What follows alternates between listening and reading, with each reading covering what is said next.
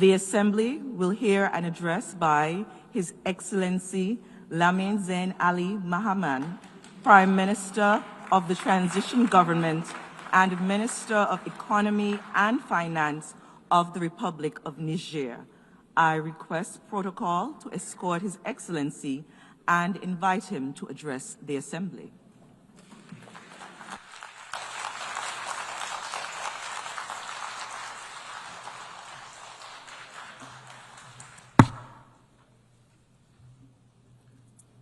Bismillahir Rahmanir Rahim.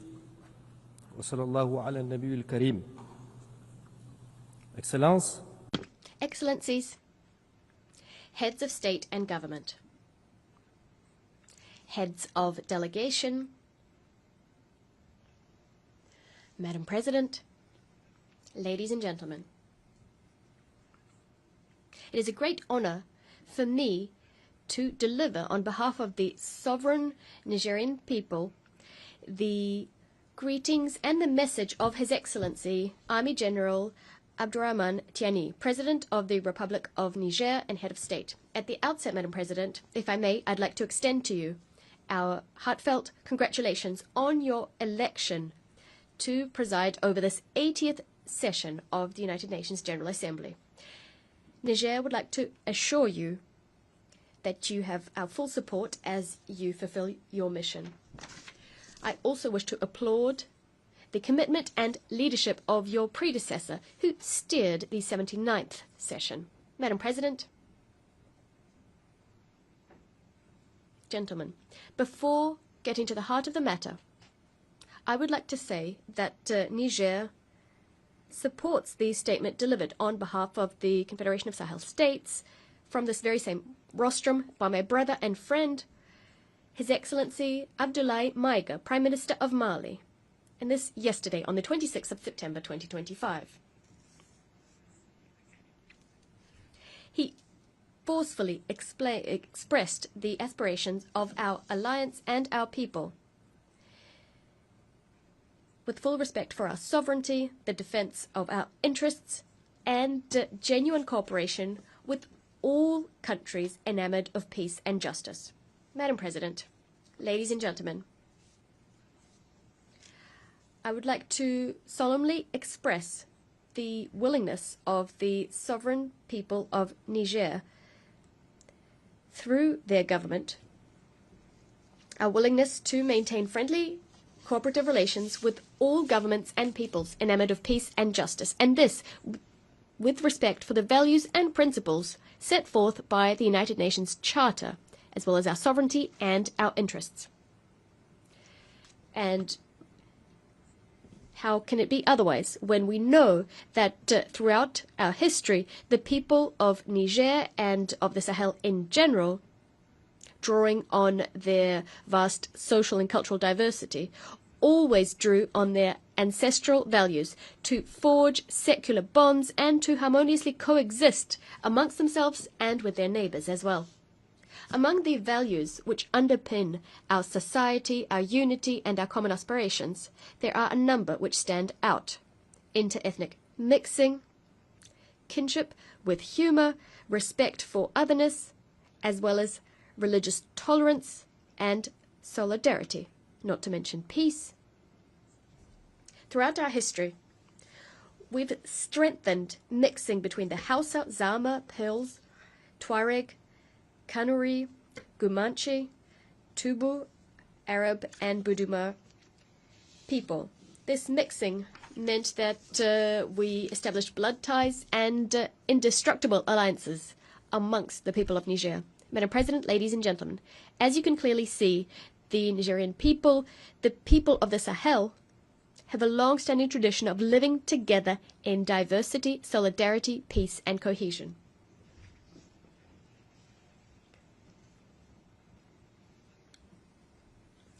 Across the vast territory of the Sahel, where the climate is often arid, our people understood very quickly that it was necessary to organize, to establish bonds, to cooperate with one another, so as to live in peace and security on this shared territory. These people understood that sticking together expressing solidarity is not an option, a way of becoming stronger. It was a precondition for their very survival. And it is for that very reason that we naturally support all initiatives which support international cooperation and solidarity so as to achieve our common objectives, that is peace, development, and the well-being of all. For that same reason, we rise up against all initiatives or any actions which undercut the international community's efforts directed at achieving peace and development. Drawing on these principles, the people of Niger unreservedly condemn the Israeli genocide in Gaza. We unswervingly support the establishment of a sovereign Palestinian state.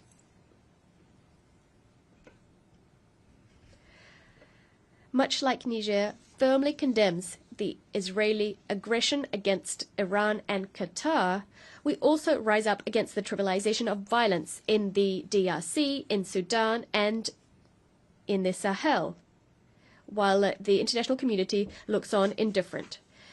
And in fact, some elements of the international community, some foreign powers are complicit in what's happening in the African continent. Madam President, ladies and gentlemen, actors directly getting involved in conflicts are not the only ones responsible for the insecurity and uncertainty our world faces today. Niger would also like to denounce the inaction of all those who do have the means to act to promote truth and peace. The silence of those who do have a voice, the indifference of those egoists who stand ready to destabilize entire countries or regions in their own interests, the lack of humanism on the part of those who work in underhand ways to sow death in other countries, and the foolishness of those who betray their motherland and their continent. President, ladies and gentlemen, inaction, indifference, complicit silence, as well as subversive and underhand actions to destabilize the situation, violent disinformation campaigns, information wars.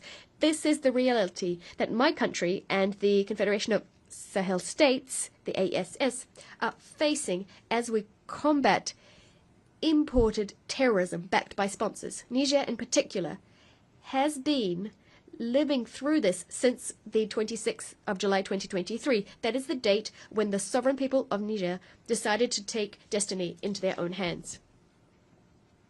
We must grasp the complexity of the tragedy unfurling in the Sahel, the challenges it throws up, the ins and outs. This is necessary to understand not only the game various actors are playing, but also the determination of our people and their governments to fight for victory, to tackle this challenge, regardless of the time and the sacrifice this will require.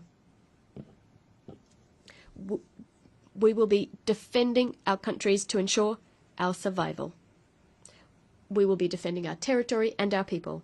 Madam President, ladies and gentlemen, the usual narrative states that the situation in the Sahel can be explained away by the fall of the Gaddafi regime in 2011 and the collapse of the Libyan state, which resulted in armed groups being unleashed in our region and large quantities of weapons flowing into that same region.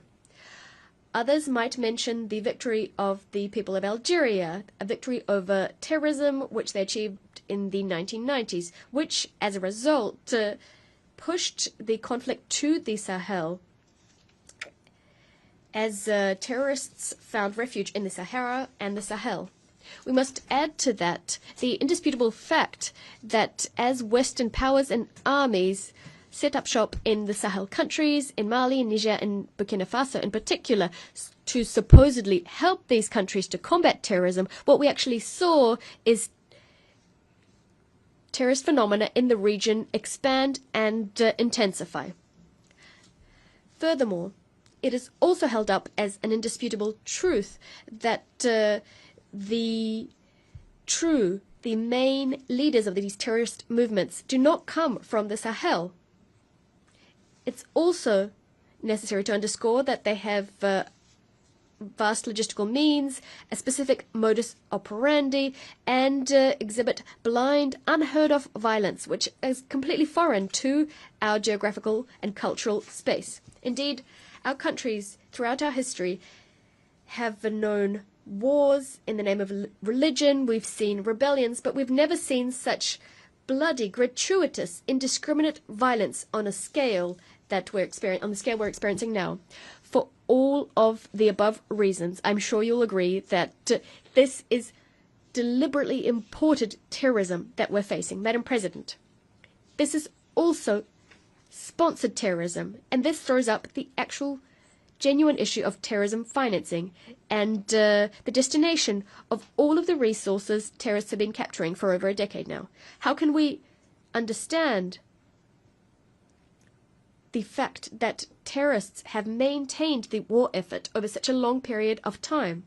We must also point out the happy coincidence which saw in Kidal in Mali a stronghold for terrorists liberated in the third trimester of 2020, quarter of 2023, at the same time when the French army was leaving the Niger.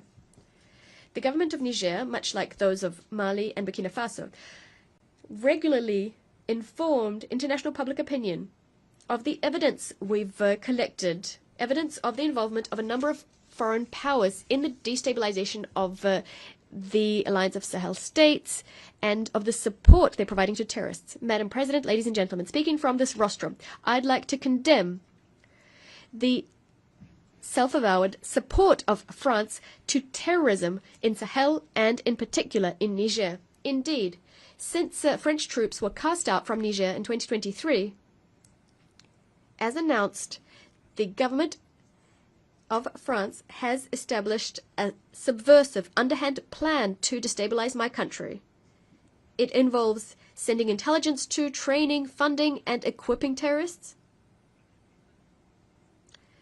Unfortunate attempts to create the conditions for inter-ethnic conflicts in Niger and in the Sahel, a disinformation and misinformation campaign to discredit my country, our institutions, our political leaders, and our army. France has also maintained and fueled ongoing political tensions between my country and some of our neighbors. On top of that, we must mention the economic and financial war, an unprecedented war which betrays France's hateful desire to thwart any and all of our development projects by disincentivizing investment and systematically voting against my country in all international financial institutions, whether that be the African Development Bank, the World Bank, or the IMF. Madam President, ladies and gentlemen, what's happening today in our region, in the Sahel, and specifically in Niger, is the result of a number of factors. First, unpaid colonial debts. These debts must be paid off. Our people never forgot the unheard of violence which characterized the colonial occupation. The infamous Voulez Chanoine mission and other military expeditions which stood out because of all the death and the large-scale torture which they unleashed in Terra, in Junju, in Duchi, in Koni, in Tessawa, and in Zinda, and this in a matter of years. In Zinda, as you know, there were even executions. Madam President, ladies and gentlemen, speaking from this august rostrum, my country, Niger, entreats the world's conscience to point out this hostile force which has, since the 19th century, never laid down its arms and which continues to wage total war against my country. Here is evidence of this. In November 2021, in Terra, young demonstrators were assassinated by the French army. The threat of military intervention on the part of ECOWAS has been instrumentalized by France. We must call a spade a spade. The abject terrorism behind which France stands, committing vile crimes in the ASS. For instance, those committed in Fambita on the 21st of March 2025. 44 Muslims were executed in cold blood while they were at Friday prayers. This rostrum also gives me an opportunity to pay a tribute and to think about all of the civilians and the soldiers who gave their lives shot down by the enemy. These crimes remind us of those committed by France in Niger, and this ever since 1899. Crimes which remain an open wound on our collective memory. In the name of human rights, I recall the innocent victims of the Central African Mission. I recall cities and villages which were pillaged and set on fire. I recall the carnage in Junju and Lugu. I recall martyr cities, Korenkalgo, where the population was entirely exterminated. In Beni Nkoni, where over 7,000 people were thrown into mass graves. I'm recalling pregnant women eviscerated, their fetuses left for the vultures to claim. I speak on behalf of raped women and hanged little girls. I speak on behalf of men shot dead and members of the resistance decapitated. On behalf of my country, Niger, I solemnly demand that France shoulders its duty of remembrance, to shoulder its duty of remembrance and to recognize its crimes. To recognize its crimes. On this note, General Tiani has established a commission of experts, academics, and scientists to study these dark pages in our history and to rewrite the true history of our country, to set the record straight, to speak the truth, to reclaim ownership of our history, and to give back to our great nation its dignity. The pillage of our resources, to the detriment of Nigerians and the environment. Following half a century of exploitation, uranium has brought our people nothing but misery, pollution, rebellion, corruption, and despair, while the French prospered and bolstered their power. All of our aquifers are contaminated. It's unacceptable. Also, since the advent of the National Council for the Safeguard of the Homeland and the decision taken by our government to exercise its sovereignty over its resources,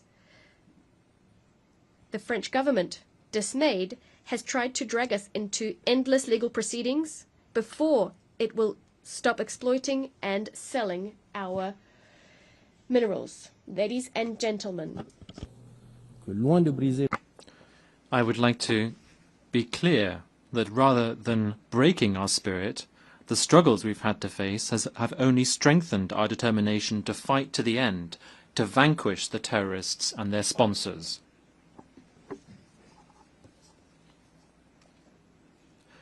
We can already take pride in some structural achievements that we have seen.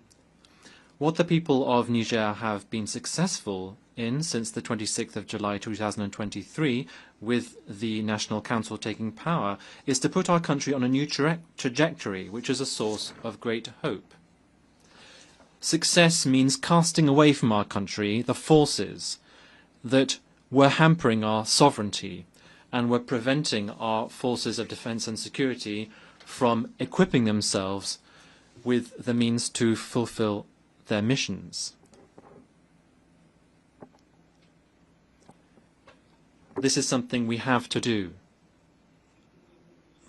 Success also means breaking with all of the unfair conventions, treaties and laws that were not in the interest of Niger.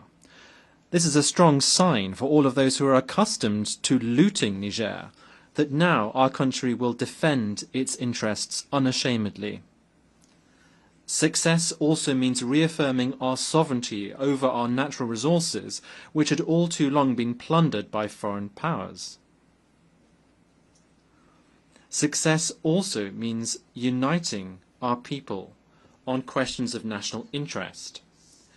Now all the people of Niger are united. They are focused on safeguarding our country's best interests. They've understood that the battle is a collective matter. That is why we have a new motto, Labusani no in Zama, Zanshinkasane in Hoasa, and Hala Ledi non in Fulfude. This means this is our business and our business alone. Success also means awakening our patriotism, which had all too long been trampled upon by individuals acting in their personal interests. Now, the people of Niger are proud of their fatherland.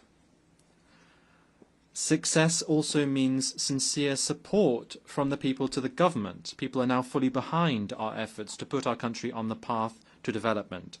This also means that Niger can stand on its own 2 feet, can stand up to and vanquish terrorism, can protect its sovereignty, can invest in the country's future, in a nutshell, can live without the so-called foreign assistance, which is so often in the past been used to threaten and humiliate us.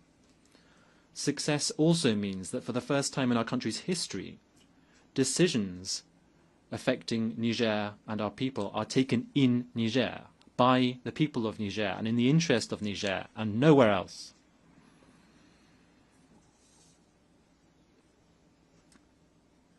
That is what has allowed us, in spite of the difficult circumstances that we're all aware of, to take social measures, which are both robust and symbolic, which include lowering the price of petrol and gasoline, reducing the costs of some medical and surgical services, reducing school fees, and making sure that basic goods are affordable.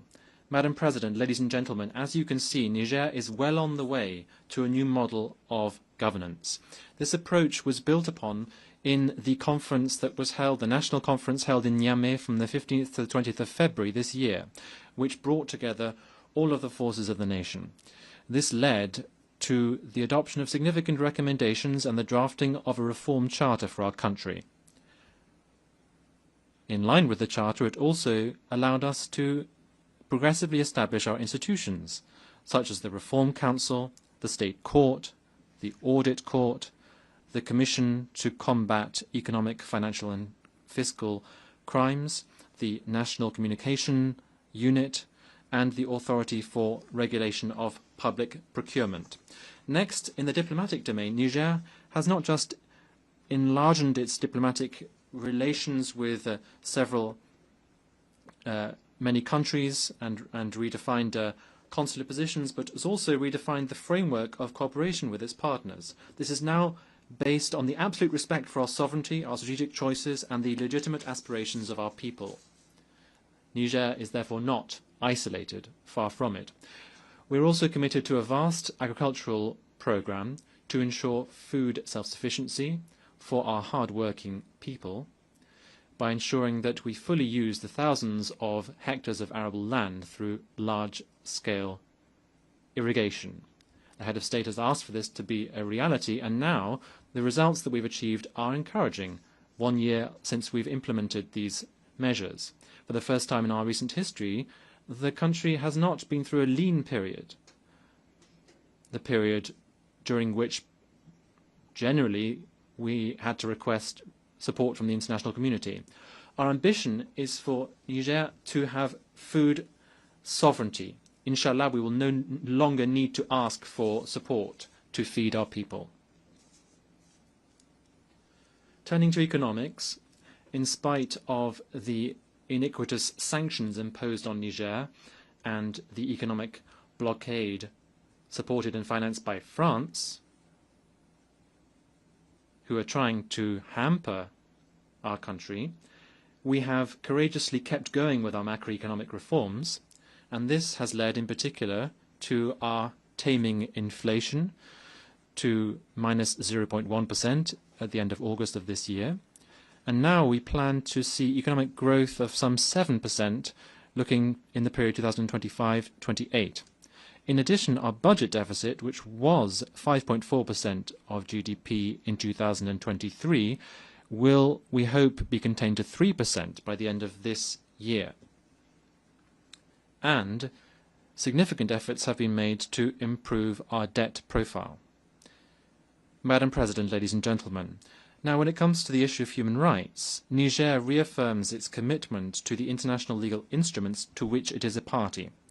Nevertheless, we condemn the selective approach used in implementing human rights principles by some countries whose only aim is to harm our state's image.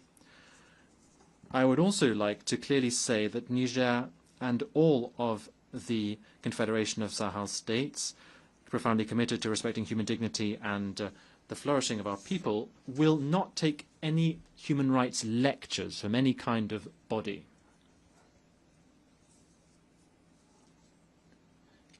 Given the security, diplomatic and development challenges, Burkina Faso, Mali and Niger have taken the historic decision to establish a strategic alliance, which is the Confederation of Sahel States.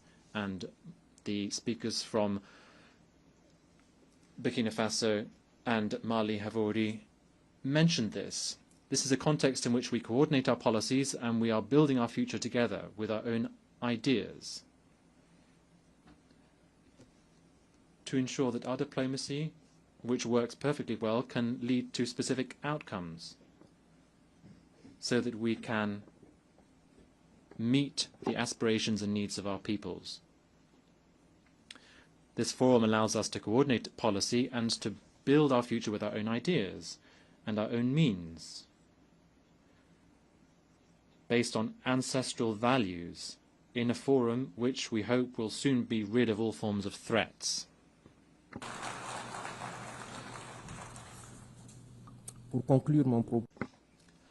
In conclusion, I would like to say that Niger is, as a result of its history and geography, facing many challenges. We have to acknowledge that, such as the effects of climate change, droughts, followed by floods, which are making life for our farmers even harder. Many of our young people are still in need, and we are also facing up to the fact that a lot of our wealth has previously been exploited by foreign powers, shamelessly. We also have the scourge of terrorism, financed by Western powers as a result of one-sided agreements. Terrorism has been plunging our towns into sorrow, and people have been deprived of their needs. However, Niger, together with the other two countries of the Confederation, are currently enjoying a renaissance, and we are currently on the road to recovery through the leadership of our three heads of state and our determination to take our destiny into our own hand.